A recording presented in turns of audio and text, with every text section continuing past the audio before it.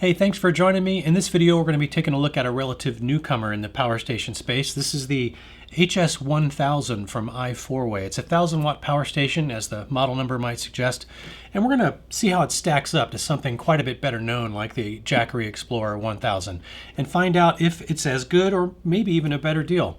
Let's check it out.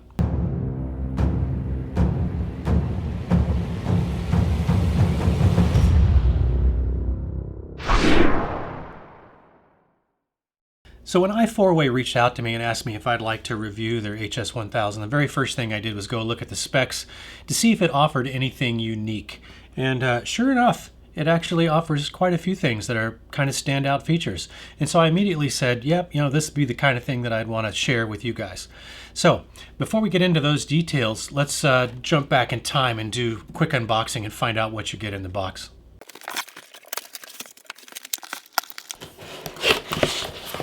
All right, one very heavy-duty AC cable. No AC charge brick because this has the AC adapter actually built into the unit, so that's very cool. Man, yeah, that's pretty heavy gauge. Typical 12-volt car charger. And again, pretty heavy gauge wire. I think this is designed to handle up to 100 watts input from your car charger. And then call it a no-frills manual.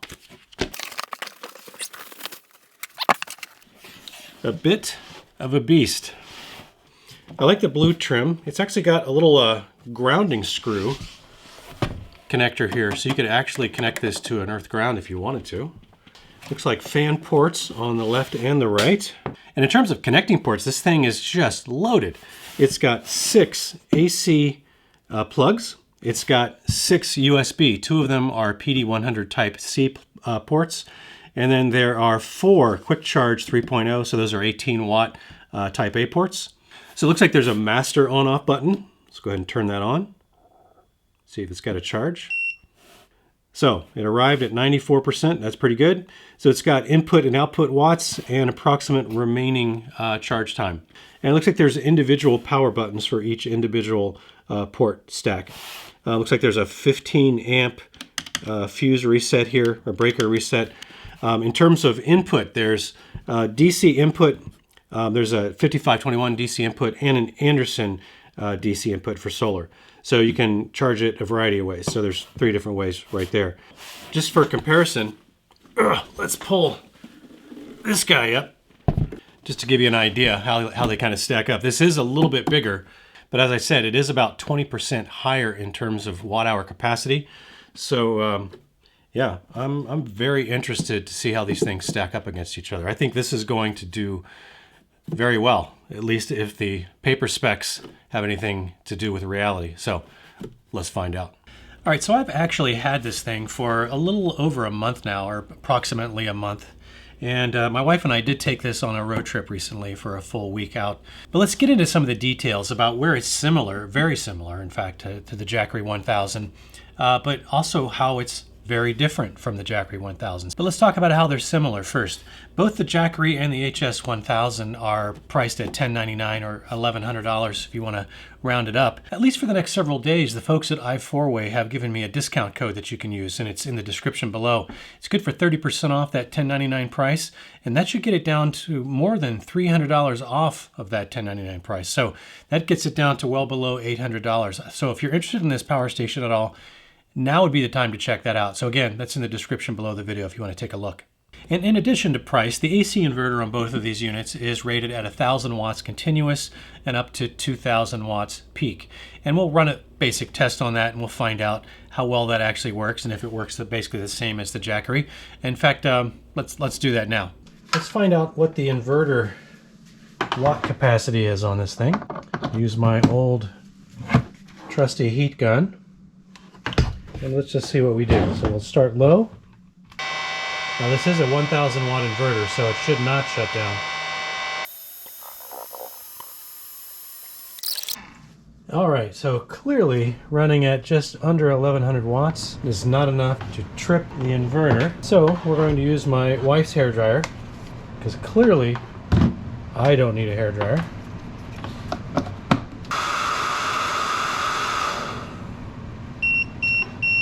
Yeah, so it kicked it. I think this is a 1,500 watt hair dryer. So that's basically the same performance you get out of the Jackery 1000.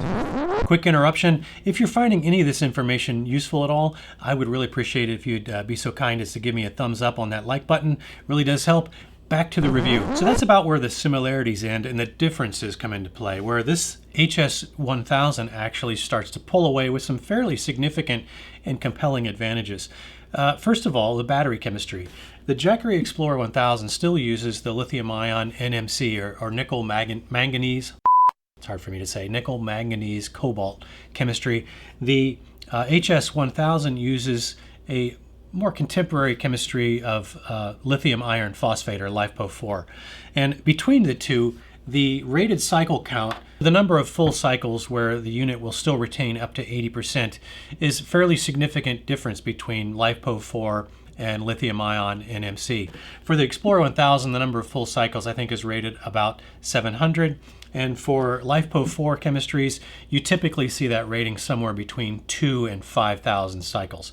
Now, I didn't see a rating in the manual for this, so let's assume that it's only 2,000, in which case it's still significantly better life cycle than the Explorer 1000. Now, another feature that's pretty cool is the ability to perform as a uninterruptible power supply, or UPS. Now, the HS1000 does have that capability, which means you can plug your computer into this. You can plug this into the wall, and if at any point you lose wall power, if the power goes out in your house, your computer remains uninterrupted. So it doesn't shut off and then have to be rebooted. And so anything important that you might want to have to keep running can maintain that running status without being interrupted if the power goes out. Now, you do not have that capability on the Jackery 1000. So, and I've only seen that on a small handful of power stations. So this happens to be one of them, and a feature that I particularly like. Now, another difference that I probably should have mentioned earlier is battery capacity. This thing actually has a battery capacity of 1,228 watt hours. The Jackery 1000, on the other hand, has a rated battery capacity of 1,004 watt hours.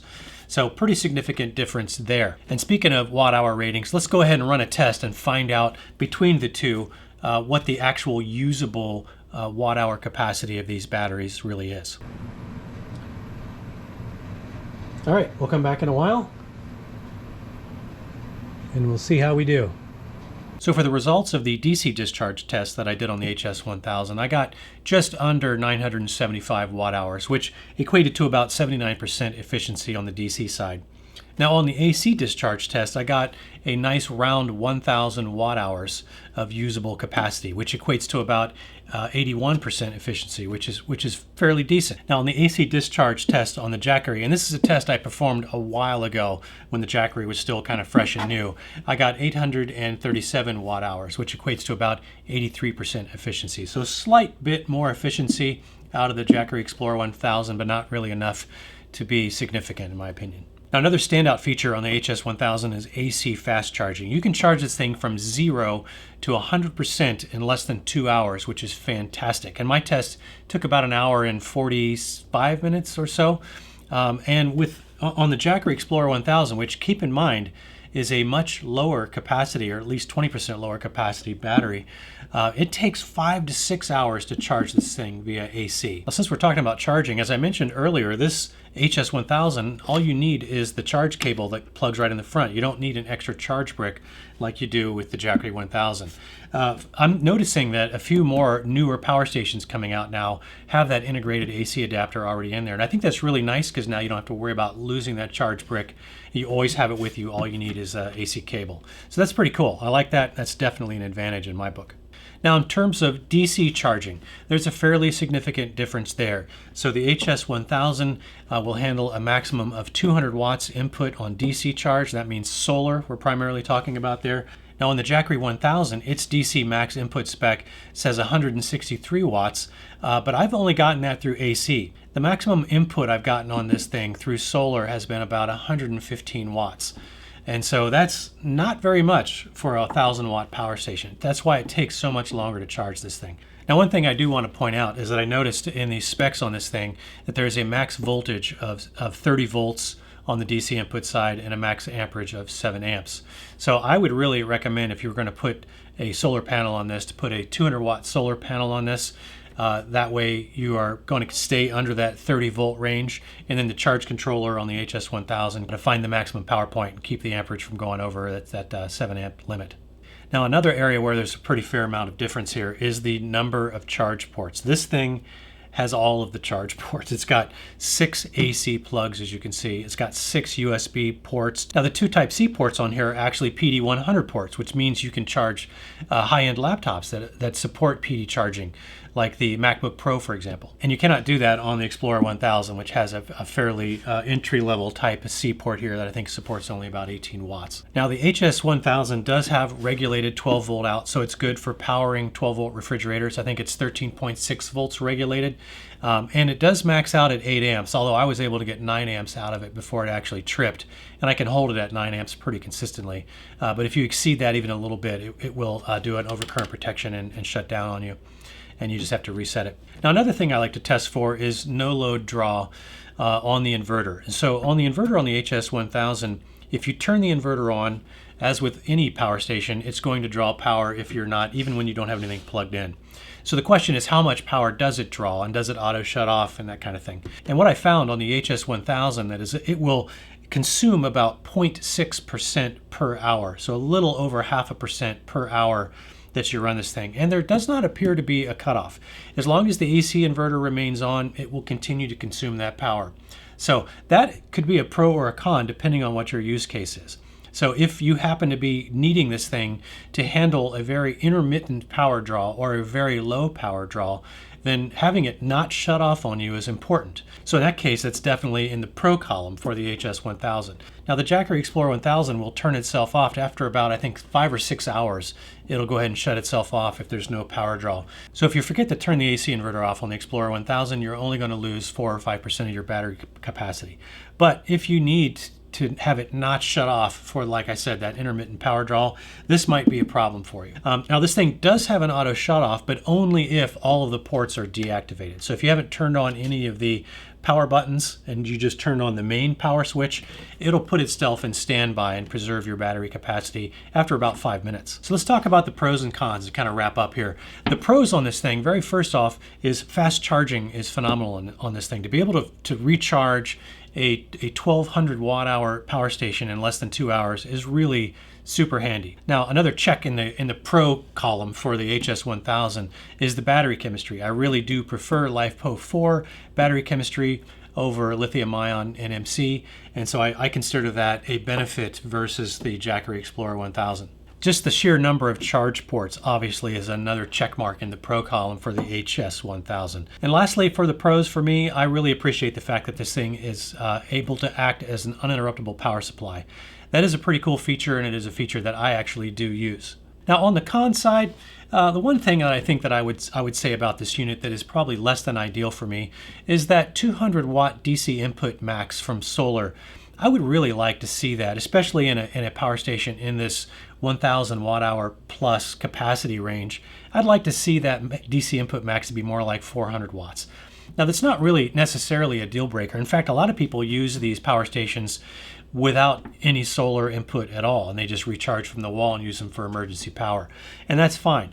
But if you do use solar recharge on these things regularly, it is nice to be able to have the option to put in more than 200 watts and really get the solar recharge time to be dramatically reduced as a result. That said, the 200 watt DC input max on this is still a fair amount higher than you would get on the Explorer 1000 from Jackery. So a pretty big difference there, even though I still list that as a little bit of a con. So taking all of that into consideration, if I were making this purchase decision all over again, and remember I did buy this Jackery Explorer 1000 with my own money, I would actually make the decision to purchase something like this HS1000 because I feel like you get a lot more for that money. So I'll put links to both power stations in the description below if you want to go check those out. But I really do hope you found some of this useful. If you did, please consider giving me a thumbs up. I would really appreciate that. Consider subscribing if you're not already a subscriber. That's all I got for you. Thanks for joining me. I hope to see you in the next one. Until then, have fun out there. Now, another standout feature that's pretty cool is as I mentioned, you don't see that on all power stations, but it does. I have seen it in a few. God, I don't really need to say that.